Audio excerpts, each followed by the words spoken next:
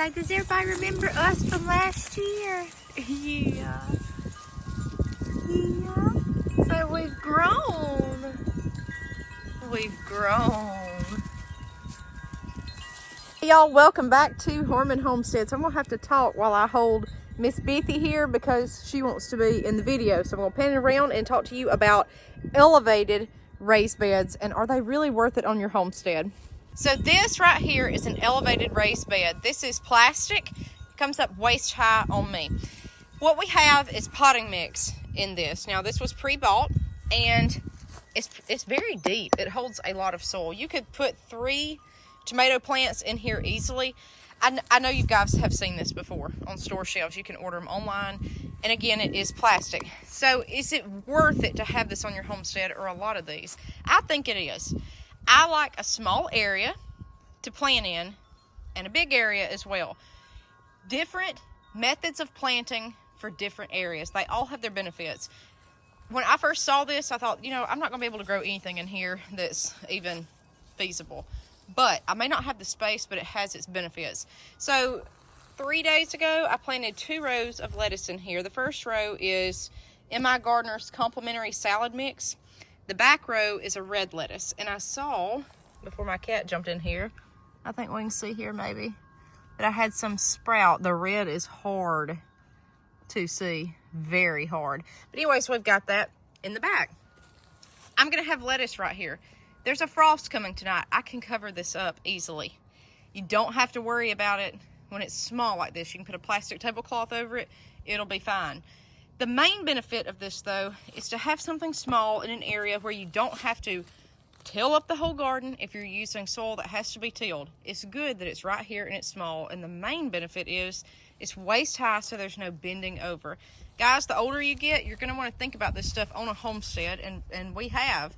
It's nice to come out here and have something waist high to pick from instead of having to bend all the way over to the ground. It's just when you get older, you're going to want things more convenient. Would I buy 300 of these? No, but it's nice to have 1 or 2. You may just want to invest in something like this on your homestead along the way. So I see no trouble with it. The only concern would be the plastic. Anytime that you grow in plastic, you've got to wonder, you know, chemicals in the plastic, is it getting in the food? I don't know. I've grown in plastic before. It does not bother me. That would be a personal choice for you guys. I've grown in 5-gallon buckets. I've grown in mop buckets. I've grown in everything known to man. New clean mop buckets. So this right here is very, very, very beneficial. I just think it is. You could grow radishes in here easily. I'm going to say it's probably 4 foot wide. And the height, we're pushing 3 feet, maybe 2.5. So it's great, and it's propped up a little bit on the feet there. I personally think it's great, but the longer that you homestead, you need to invest in different ways to have stuff like this on your property instead of just so many in-ground gardens, because we're going to start another in-ground garden and we've got to get a turning plow hooked up, tractor, all this. That's farming. That is serious farming, gardening. This is just backyard gardening. You could plant kale in this, you could plant radishes, you could have pepper plants, tomato plants, lettuce. You guys help me. You could grow a pumpkin out of this easily, but it would have to, you know, trellis out in your yard. You could do squash. You could do zucchini in this. I'm trying to think what else. Watermelons. You could do. It's not, it may be 2 plants, but you could do it. It's just gonna run out in your yard there. So I just wanted to show you guys some ideas. I have done Dollar Tree stackable planters before.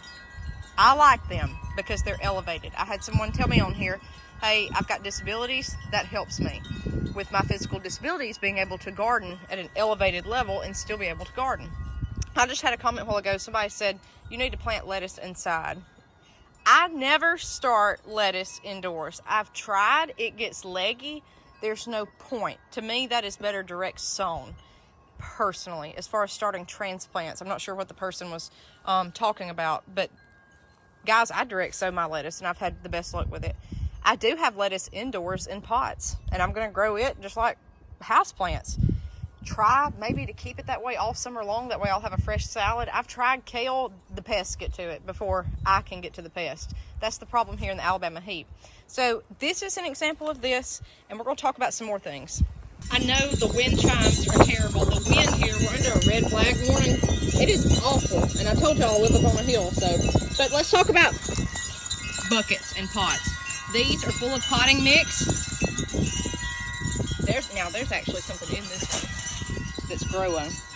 I think that's going to be like an elephant ear, but I'm not sure. So these right here, the good thing about it is you can elevate pots. You can put it up on a stand.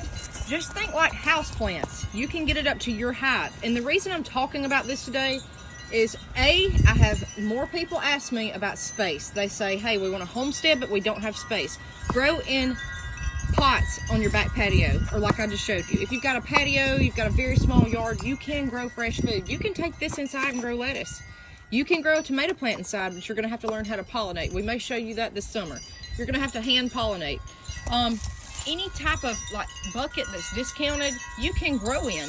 Just put it up at a different height. And the reason I'm talking about height is that's the second question. I have a lot of people on here that say, hey, we follow you, but we're older or we have back problems. How can we garden? We have trouble with it. We can't do it like we could when we were 20.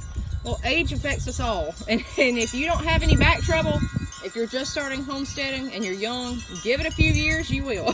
So this is tough work. It's tough. Something like this just to keep you going. Just to keep you going, keeping your hands in the dirt, keeping you happy, feeding your family. Every little bit helps. Get something like this and put it up on a stand, some kind of plant stand. You could make a stand out of pallets that are free. I try to do everything cheap. You may have a whole huge setup. You could set these up in your garage where they're covered. You could buy a sunny window. There's so many things that you could do to have fresh vegetables or just fresh lettuce. And I don't know if you guys have been to the store lately or not and bought lettuce, but it's insane, the price. 5 kale leaves at a very well-known grocery store the other day was like $5, and it was dinosaur kale leaves. I had thousands last year, hundreds, thousands. I canned it. I had it coming out of my ears. The seed was way less than a penny. So guys, is when you break it down, seed per packet and how many comes in a packet, grow your own food.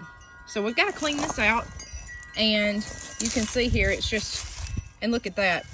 I let mine get leaves in them. I don't pull them all out and throw them away because that adds to matter in the soil. This breaks down, turns into soil. Up under here, it's just beautiful. That was what was already in the pot. Same thing over here. So don't throw it away. Rake it all up together, throw your seed down. So that's some ideas today just on elevated gardening, and is it worth it?